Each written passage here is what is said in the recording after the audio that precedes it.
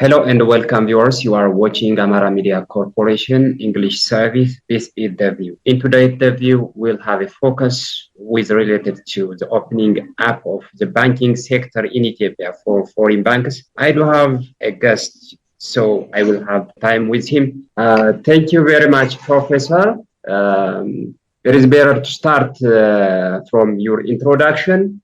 Can you give us some details about yourself for my audiences first?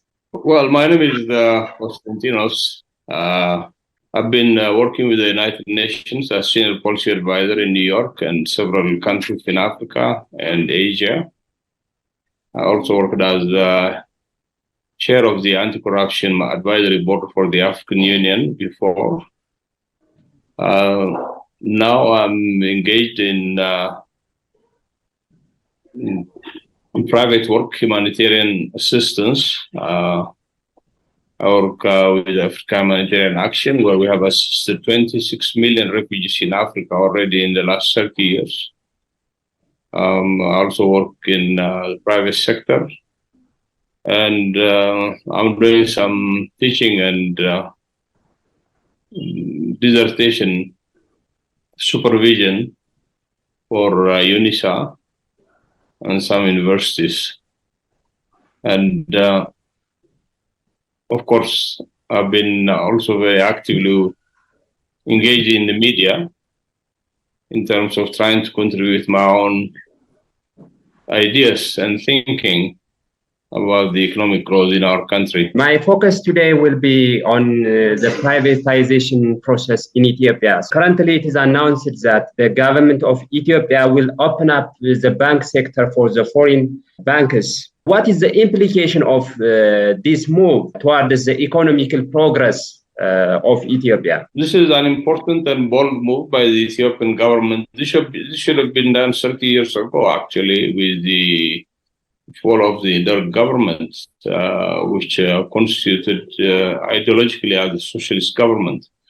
For one, probably today it's only Ethiopia and Eritrea that doesn't have foreign financial institutions in this continent, or even globally. Probably might mention North Korea in Asia.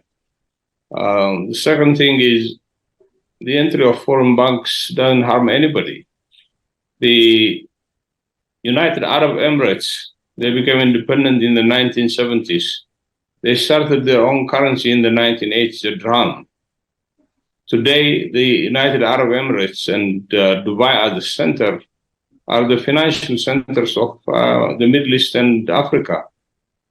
We can take also Singapore as an example. More importantly, if you see China, they liberalized their financial markets 30 years ago. It was only 8 months ago that the Chinese government told the local Chinese-born banks to be able to compete with foreign banking entities. So there is no harm in bringing in foreign banks. In fact, the most useful thing would be they would be supporting our banks that have been established within Ethiopia. First, they bring in foreign currency. Number two, they bring in investors. Investors don't come up with dollars sticking out of their breast pockets. Investors would ask, what kind of banks are there to provide us with loans to be able to do any business in that country? And therefore, they would attract investors who are going to promote our agro-industrial development and who are going to fundamentally change the structure of our exports. And therefore, more exports means more foreign currency. The second thing is most of these countries like China and the United Arab Emirates, Singapore, what they did is when foreign banks came in, local banks were protected by the financial policy and regulatory bodies of the country. For one, foreign banks will not be opening branches. They will not be opening saving accounts for local Ethiopians. And therefore, the local banks would benefit a lot by open letters of credit using the foreign currency from the foreign banks, because the foreign banks will not be allowed to engage in business transactions that are very small. They will be financing major projects like infrastructure, roads, dams, transmission lines, industrial parks. But otherwise, for the small transactions in terms of trade and other businesses, the foreign banks would be using the local banks to do their business. So for me, this is an important declaration by the Ethiopian government. The only thing is we have to have competent regulatory bodies that can control the foreign banks and local banks. Of course, the financial policy in the country has to also fundamentally change because some of the policy areas are very difficult for foreign banks to operate in this country. So I see it as a very positive move by the Ethiopian government. Especially with related to their financial capacity, their human resource and technological inputs. They are, I think, greater when we compare them with domestic ones, with local banks.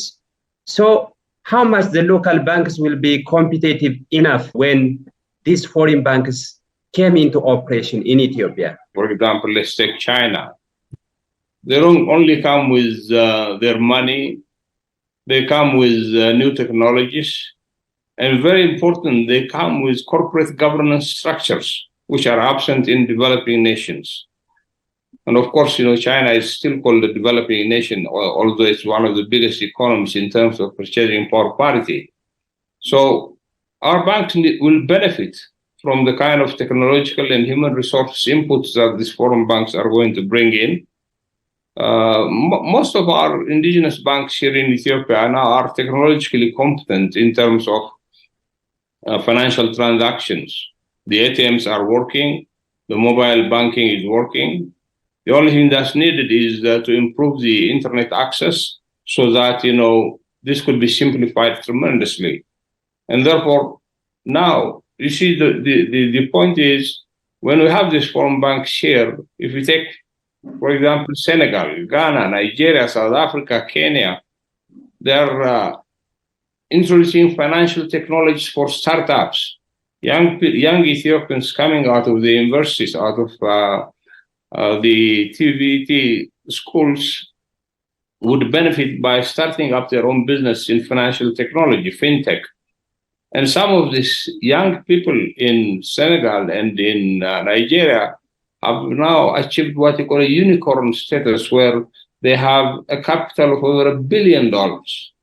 So this is going to be the advantage of foreign banks. But our Ethiopian banks will definitely develop. Of course, as I said earlier, technologically they are competent already. But the point is the kind of governance structure that they would bring. For example, our banks provide dividends up to 60%, 50%. At one time, I know one bank that provided 101% in dividends to shareholders. This is unprecedented in the financial world.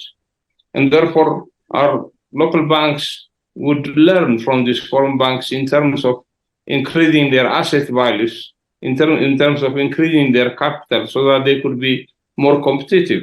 What we see in China today, in 30 years, their local entities have become more competitive than foreign banks. They have been able to bring in foreign capital very easily. If you take Apple and Microsoft, for example, they have over $1 trillion in China.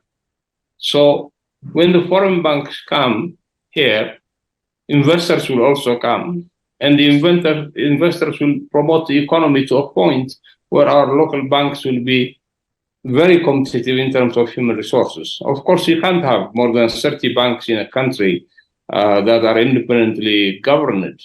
So this bank would need to team up together, and we'll have to bring them down to some sizable figure which the national bank and the banks themselves would agree to. In Nigeria, we had more than 300 banks when I was working there with the United Nations. And then, by raising their capital, they were reduced to 22 banks. And eventually, most of these banks withered away. Of course, the community banks still exist.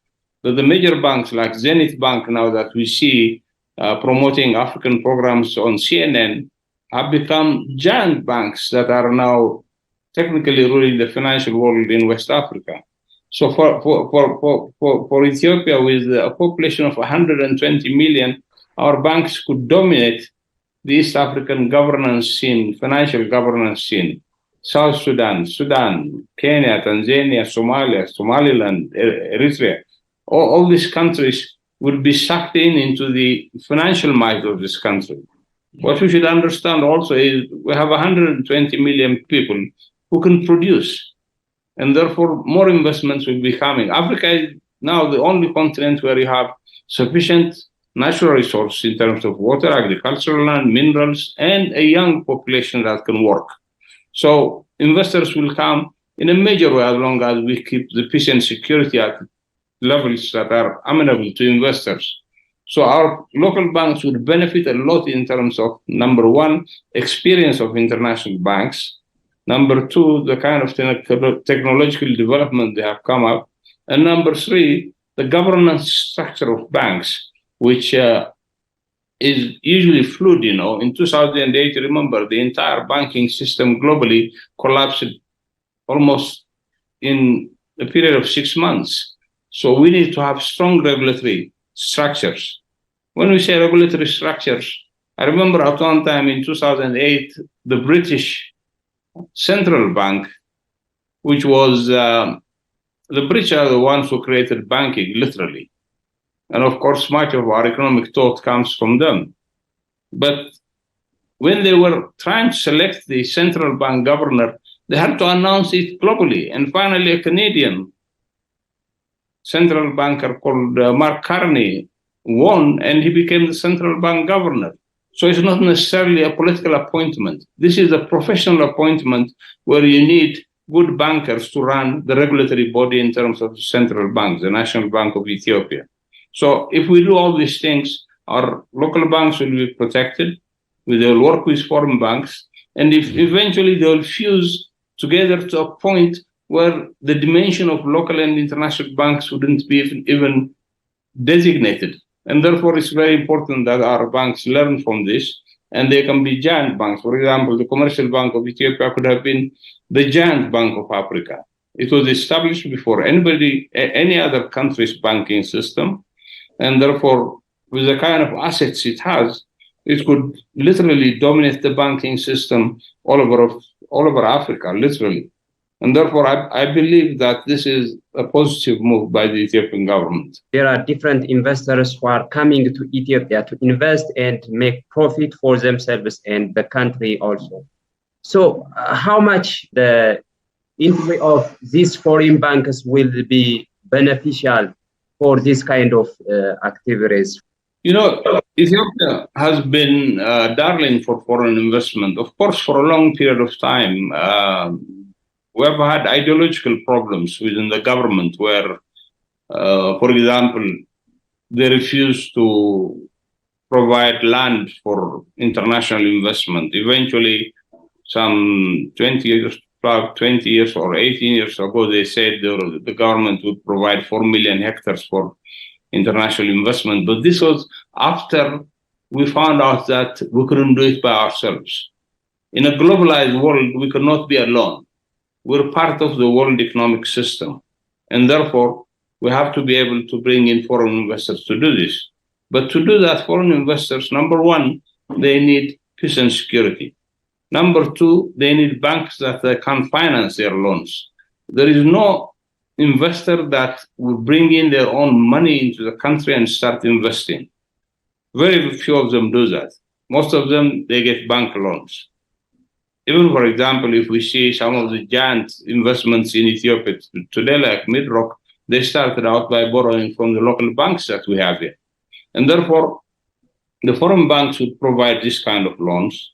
Number two, the foreign banks, when they provide loans, they will not be non-performing loans, as we see, for example, the Development Bank of Ethiopia had a lot of non-performing loans by Turkish investors and Chinese investors, Indian investors, like Karturi, for example. They took 100,000 hectares in Gambela, and they couldn't fulfill their promise of investment. But the foreign banks have a very strong track record of doing due diligence when they provide loans. And therefore, our banks also will learn from this. The second thing is, when you have smaller banks with smaller boards, there is too much difficulty even to control them by the regulatory body. That's why the National Bank of Ethiopia comes with regular declarations, with liberal what you call memorias in Amharic. And therefore, it's very important that our local banks learn from these international banks. But definitely, I tell you, when foreign banks come here, investors will flow into this country in a major way. Already, Ethiopia is attracting a lot of investment. For example, the textile industry had tremendous amount of growth. The second area is the population in Ethiopia is ready for work because, as you see, the service sector has now gone up beyond the agricultural sector in terms of our GDP contribution. So, for me, these are important issues that we need to tackle. The only thing that we need to have is we need to have a strong regulatory body that has the knowledge and that has the willingness to be able to provide services to foreign investors. When I say this, I know Prime Minister Abiy Ahmed, when he came back to be the Prime Minister, he said one thing we need to improve is the ease of doing business, which is a report that has been published by the World Bank. It's no more published now, but the report says it's very difficult to do business in Ethiopia, and therefore we'll have to look into these parameters and the kind of characteristics that constitute how to do good business in this country, and of course the services that are provided by the government. One thing that's very important here is much of our investments and much of our development works go hand in hand with the Woreda administration in Ethiopia. So we need to have competent people that run the Woreda administration. Of course, a priest or an imam can be elected to be a Woreda leader, but the point is we have to fill in this with professionals in public administration, in development administration. I know that in Addis Ababa University alone, we have more than 300 students that graduated with a master's and PhD degrees in public administration and development administration. But I don't see these people working in government in the Woredas and in the zones. Alternatively, they go and teach at the university or they work with NGOs. And therefore, it's very important that we look into this and staff our Woreda people with people that can help investors, that can facilitate the work of investors, that can eventually bring in assets into the governance structure of the Woreda. It's not just simply they are elected and therefore they have to be there, or they are party members because they have to be there. We have to have knowledgeable people. The Woreda is the most important unit of development in any setting in this country. When we see the foreign bankers, their interest may be high to invest in Ethiopia, to come and be part of the banking sector in Ethiopia. How do you evaluate the appetite of foreign bankers? The country has been following what you call a free market economy for a long period of time. Of course, we had ideological leanings in this. At one time, it was revolutionary democracy. After that, we had the developmental state model. Well, the state had a very serious task in development. Of course, the state had an important task in development. All the things that the investors need, the private sector needs for development, if it's not done by the private sector, it has to be done by the state. For example, roads, power generation units, power transmission units. So the state can do this. Otherwise, the main purpose and task of the state is, number one, to keep the integrity and sovereignty of the country, and number two, to ensure that the citizens don't go below the poverty line. And in terms of education, health, and other contributions, human development activities are the work of the state. But the other thing is the private sector is the only group. And when we talk about the private sector, we're not talking about people coming from Mars or from other continents. We're talking about Ethiopian private sector. More than 90% of our population is the private sector. Our farmers are the private sector. They farm, they produce, and they deliver to the market. And therefore, the kind of ideological leanings that we had in the past had to completely be forgotten, and we have to look into, number one, investors coming into the country, and number two, Ethiopian private sector has to develop to a point where it becomes a major arena of employer, that startups by young people coming out of our colleges, universities, and vocational institutions are given the opportunity to be able to do what young people are doing in Nigeria, Senegal, South Africa, and Kenya. And number three, the government should not take the responsibility for everything that we have a problem. You know, Ethiopia is a country that has survived for 3,000 years before governments, NGOs, donors, investors came in. And therefore, we have to put our confidence in the population that it is going to bring in the development work. What has become a problem is that the state has been more of an impediment for people to undertake development. And therefore, we need to have a very serious debate on this. What is the role of the government? And how should the government support business? How should the government support the private sector, startups? How should the government create policies and strategies that are amenable to development, but are not impeding development? Therefore, whether it's outside investors or in the sector, I'll tell you that development can happen very easily. We have the resources. We have 74 million hectares of land, according to the Minister of Agriculture. We only use about 20% of that. Our country is called the water tower of Northeast Africa. And we export over 120 billion cubic meters of water every year into neighboring countries. What we use for irrigation is very minimal. Of course, there are issues that are being started now, like, for example, the wheat production that has recently. But the point is, this has to be done in a massive way where importing food becomes history. I remember when we were in Haile Selassie First University, this country was actually exporting edible oil. It was not importing edible oil. Today, every edible oil liter comes from abroad. It's very important to look into how we can produce them. We have the land, we have the water. In fact, we are exporting oil seeds and importing edible oil.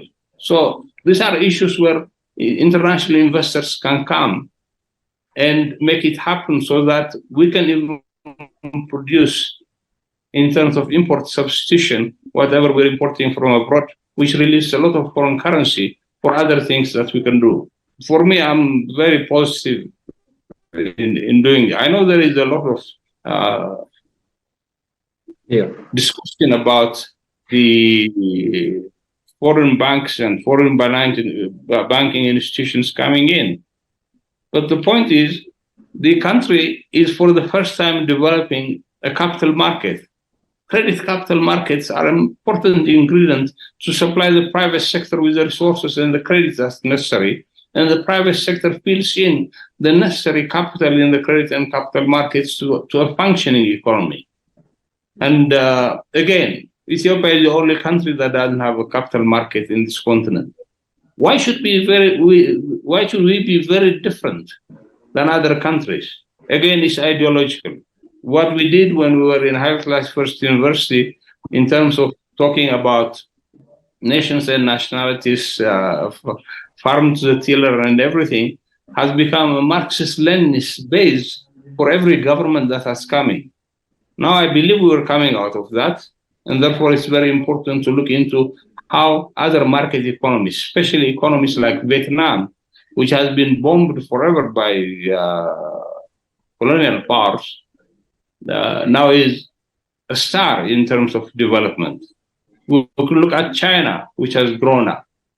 And these countries don't have their own huge resources. They are not dependent, like, for example, African countries that depend only on oil exports. They are dependent on their own population to do the job. And of course, foreign investors like Microsoft and Apple that have come into China will be coming here. And the opportunity that we have now is a multilateral world is emerging, and investors in Europe, where the Western world, are looking for alternative place to China and Vietnam. So Ethiopia would be a very good candidate for that. Agoazo was a very good example. It employed 200,000 young people in a period of 2-3 years. And therefore, we need to look at that example, how to promote our financial management and, of course, development administration. As a final point, let me raise my question on consideration or requirements that the government of Ethiopia should take in selecting foreign banks to enter into Ethiopia for healthy competitiveness among different local and foreign banks. So what should be the considerations? What should be the requirements the government of Ethiopia should make for foreign banks to enter in Ethiopia? The global banking industry is well regulated. And of course, we'll have to look into the kind of capital they're prepared to bring into this country. The second thing is their ability to work within the Ethiopian cultural and environmental settings. We need to look also into, it's not just selecting banks. Most of these banks will come themselves and negotiate through. These negotiations are part and parcel of how the entry point would be decided. And therefore, it's very important to look into what kind of policy and strategy the government is going to come up in reforming the National Bank of Ethiopia in terms of creating the regulatory means for international banks. Otherwise, something like 14 of the 23 major banks in the world are working in the United Arab Emirates. There is no limit to the amount of banks we're going to select. Whatever bank comes, then we'll have to look into what they want to do. Of course, they don't want to come and lose money, and therefore, if they are going to make any profit, they're going to self-select into this process. So I doubt this is going to be a very contentious agenda for us. Thank you very much, Professor Constantinos, for your detailed briefing regarding the opening up of Ethiopia for foreign banks. I appreciate your explanation for my audiences. Thank you for your time giving for Amara Media Corporation. See you. Have a nice time. Have a great day. Thank you.